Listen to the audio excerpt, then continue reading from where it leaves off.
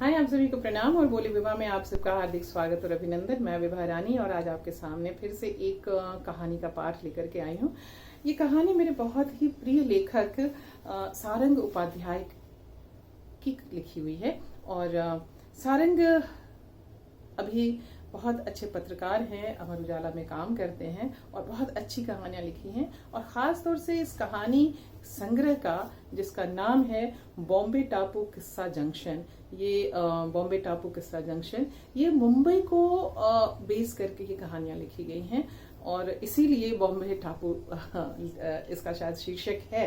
और किस्सा जंक्शन तो है ही, भारतीय ज्ञानपीठ से ये कहानी संग्रह आया है, इसलिए आप इसके महत्व को समझ सकते हैं। मैं इसकी एक कहानी नीम की पत्तियां, उसके कुछ अंश आपके पास लेकर के आ रही हूँ। इस कहानी से मेरा गहरा लगाव है क्योंकि 2014 में जब मैंने इस कहानी को, जब मैंने अपना अवितोको रूम थिएटर शुरू किया था, तो मैंने सारंग उपाध्याय को अनुरोध किया था कि वो अपनी कहानी लेकर आए और सारंग इस कहानी को लेकर आए थे और इसका पाठ हमने करवाया था। और तब से ये कहानी मेरे दिल दिमाग में बसी हुई थी। आज इस संग्रह में देख करके मुझे और भी खुशी हुई और अब मैं उस कहानी नीम की पत्तियां, इसका एक छोटा सा अंश आपके सामने प्रस्तुत करती हूँ। लेकिन चलते चलते इसके पहले कि मैं इसे शुरू करूँ, आपसे गुजारिश कि आपने अभी तक अगर हमारा चैनल सब्सक्राइब नहीं किया है तो झट से चैनल सब्सक्राइब कर दें, लाइक करें, कमेंट करें, शेयर करें। और चलते चलते बाय मी अ कॉफ़ी के लिंक पर जाकर, जो डिस्क्रिप्शन बॉक्स में लिंक है जिसका, वहां जाकर के मेरे लिए कॉफ़ी खरीदें। कम से कम एक, ज़्यादा से ज़्यादा आपकी श्रद्धा, आपकी मर्जी।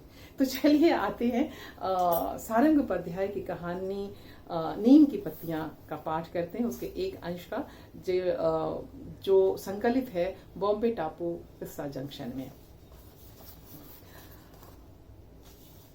जनरल डब्बा तो आलू का बोरा बन गया है और गेट बोरे का मुंह कि लोग अब की गिरे कि तब गिरे, भीड़ न हुई मक्खियों का झुंड हो गया। गंदे तो इत्ते की देवा माफ कर, गू मुंह तो उल्टी सब वही गेट के पास। बच्चों को गोदी में ही मुताकर उसी साड़ी से पोंछती हैं और मुंह ढककर सो जाती हैं। खाना और सोना भी वहीं, ऊपर से गुटके, पान और तंबाकू की थूक। एक थूकता है तो दूसरे के मुंह में गिरता है। लोग न हुए देवा, डुक्करों के बच्चों का झुंड हो गया। हो पड़ते तरी साफ अस्ताद, लेकिन टिकट ना हो तो इंसान क्या करे, दयाबाई सोचती। ऐसा बैठना देह को आराम तो देता, लेकिन मन कितना उचाट होता है वही जानती। टीसी आने और पैसा देकर जाने, गालियां देने, चिड़चिड़ करने और उसके सामने हाथ पैर जोड़ने की नौबत लेकर कौन करेगा ऐसा सफर। चूल्हे में जाए ऐसा सुख। डरी सहमी दयाबाई बस जैसे तैसे मुंबई आने का इंतजार कर रही थी। हर क्षण बेचैन थी। पटरियों की खटर पटर के साथ मन हदक रहा था। अजीब से बुरे बुरे ख्याल मन से जाते नहीं थे। मन जाने क्या क्या सोच रहा था। नींद नहीं आई तो दयाबाई ने साड़ी के पल्लू में खूंसी, अपनी चूने की डिब्बी और तंबाकू निकाली और मसल कर दाढ़ के नीचे दबा ली और फिर बाहर देखने लगी। जब मन का खालीपन बाहर फैले काले सन्नाटे सा नजर आया तो कसमसाते हुए साड़ी के पल्लू में खुद को समेट लिया और सामने की सीटों पर आरती, सोना और बेला को एकटक देखने लगी। दयाबाई सोच रही थी, बिना किसी झंझट के ये रात निकल जाए, फिर बताऊंगी लड़कियों को कि वे तो सो गई थी, लेकिन उसकी आई रात को संडास भी नहीं गई कि कहीं वहां टीसी मिल गया तो टिकट न मांग ले। यूं तो दयाबाई के लिए रिजर्वेशन कोच नया नहीं था, लेकिन कोई गलत टिकट से गलत डब्बे में यात्रा कर रहा हो तो सारे अनुभव सही कहाँ होते हैं। फिर उसके तो टिकट लेने और ऊपर से पैसा देने के बाद भी अनुभव ठीक कहाँ थे। टीसियों को देखकर ही दयाबाई की घिक्की बन जाती थी। मन हिकारत से भर उठता। उन्हें देखते ही वह या तो रुक जाती या फिर आंखों से ओझल हो जाती। सामने से कोई टीसी गुजरता तो हाथी की तरफ पहले उसे जाने देती। टीसी का जरा भी भरोसा नहीं था दयाबाई को। वह सबको नया मानती थी। उसे लगता था कि टीसी हर घड़ी में चेहरा बदल लेता है और आदमी के हिसाब से नया चेहरा पहन लेता है। दयाबाई के लिए रेल मंत्री से कम कहाँ था टीसी। जाने कौन सा नियम खड़ा करके किस घड़ी गाड़ी से नीचे फेंक दे। दयाबाई के लिए नीचे उतरने का मतलब था नीम की पत्तियों, लकड़ियों, फूलों, बेल की पत्तियों का कलमुहा बोझा लेकर नंगे पैर प्लेटफॉर्म पर दौड़ना और इंजन की सीटी बजने से पहले तब तक दौड़ते रहना जब तक कि जनरल डब्बे के पास ना पहुंच जाए।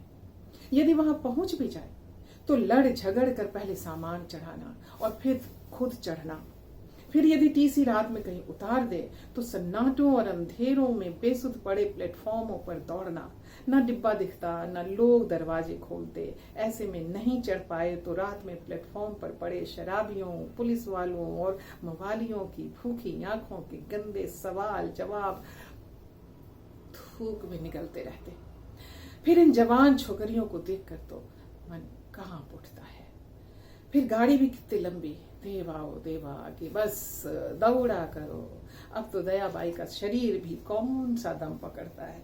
ककड़ी रही नहीं कि खिल्ली जैसे पैरों से प्लेटफॉर्म दर्द दर्द नाप लिया और चिल्ला चोट मचाकर चढ़ गई अंदर। बुढ़ा रहा है बदन, खोखली लौकी की तरह हो गया है। गूदा भी ऐसा भरा है कि कढ़ाई की लापसी की तरह खदकते रहते हैं पेट और कुल्हे। सबसे छोटी लड़की आरती के मासूम चेहरे की ओर देखकर दया की आंखें डपडपा गई। अपने ही ख्याल से खुद सहम गई। सोच रही थी टीसी आए और नीचे उतार दे तो कहाँ गट्ठर माथे पर उठाकर भागेंगे और कौन से फुर्र से जाकर डब्बे के अंदर पहुंच जाएंगे। लोग भी कहाँ मदद करते हैं, वे तो मर्द कम जनाना ज्यादा रह गए हैं। औरत जात का हील हवाला देकर मदद की आस पालना गुनाह है। फिर दरवाजा तो ऐसे बंद कर देते हैं मानो शहरों में सेप्टिक टैंक का ढक्कन हो जो सीमेंट से पैक कर दिया गया हो। खोलते ही नहीं। यदि गनीमत से खोल दिया तो एक आध से गट्ठर में हाथ लगाने का बोल दिया तो मादर जात इधर उधर हाथ फेर देते हैं। उम्र भी नहीं देखते कि उनकी आई की भी माँ है और आज तो साथ में जवान छोकरियां हैं। दयाबाई पल्लू से आंख पोंछ रही थी। रह रह कर चिंता उसे सताए जाती थी। चिंता में आधा सफर काट दिया। कभी बाहर देखती तो कभी अंदर। ट्रेन के डब्बों में जल रही लाइटों की रोशनी खिड़की से छनकर बाहर गुजरती हुई झाड़ियों पेड़ों पर झिलमिलाती सी साथ चलती थी। ट्रेन चलती तो इंजन की सीटी किसी चीख सी गूंजती और आवाज का एक तेज भवंडर चारों ओर फैली नीरवता को बेध देता। इस आवाज से दया तो फाड़ हो जाती। इधर जब ट्रेन रुकती तो अंधेरे में खड़ी उस लंबी नीली रेल को दूर दूर तक फैले जंगल, झुरमुट झाड़ियां, टीले और पहाड़ एकटक आश्चर्य से देखते। दयाबाई की उनींदी आंखों में खिड़की से बाहर फैला मटमैला अंधेरा, खेत खलिहान, फसलें, ऊँगती अनमनी झाड़ियां, अनगिनत गुजरते पेड़ सब समा गए थे। आज और दिनों की अपेक्षा ट्रेन में भीड़ भी कम थी। पूरे डिब्बे में कुछ सीट पर लोग, लेकिन कई बर्थ खाली थे। वे भी बेखबर सोए थे। खूब जगह थी, पर जाने क्यों ट्रेन का यह खालीपन दयाबाई के मन का खालीपन बन गया था। न तो नींद थी न चैन था। घड़ी में पीछे घूमकर देखती कि अब आया टीसी कितना। फिर सामने जाकर अपनी 6 ताजी नीम की पत्तियां, बेलपत्र के गट्ठरों को देखती जो 3-3 की ढेरी में दरवाजे से सटे रखे हुए थे। फिर अपनी तीनों लड़कियों को देखती जो सामने की सीट पर निढाल पड़ी थी। तो नीम की पत्तियां इस कहानी का एक छोटा सा अंश आपने सुना। पूरी कहानी और पूरे कहानियों को और पूरी संग्रह में शामिल सभी कहानियों को पढ़ने के लिए आप जरूर इस किताब को प्राप्त करें, हासिल करें। भारतीय ज्ञानपीठ से आया है, बॉम्बे टापू किस्सा जंक्शन, सारंग उपाध्याय का। और अगली बार हम फिर आपके सामने किसी और रचना के पाठ या किसी कार्यक्रम के साथ आएंगे। आपको लगता है कि मुझे किसी की किताब पर पाठ करना चाहिए तो आप वो किताब मुझे भिजवा सकते हैं, और अगर वो मेरे मन मिजाज का हुआ तो मैं उसमें से उसका एक अंश जरूर पढ़ना पसंद करूंगी। तब तक के लिए हमें आज्ञा दीजिए। नमस्ते, शब्बा खैर, अपना ख्याल रखिएगा, क्योंकि आप हैं तो हम हैं। प्रणाम।